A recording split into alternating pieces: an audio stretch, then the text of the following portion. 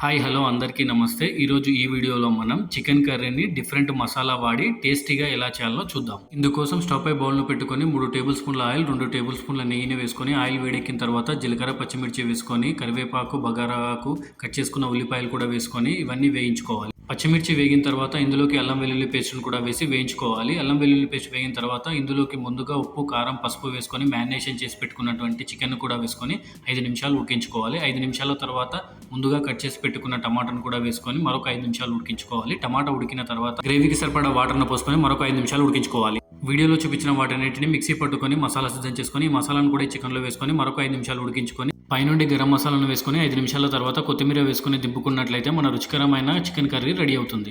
ఈ chicken curry చపాతీలోకైనా రైస్‌లోకైనా చాలా టేస్టీగా ఉంటుంది. ఈ మసాలా వాడి చేసినట్లయితే ఈ చికెన్ కర్రీ చాలా టేస్టీగా వస్తుంది. ఈ వీడియో గనక మీకు నచ్చినట్లయితే ఒక లైక్ కొట్టండి. ఫుల్ వీడియో కోసం మన ఛానల్‌ని సబ్స్క్రైబ్ చేసుకోండి. Thank you for watching.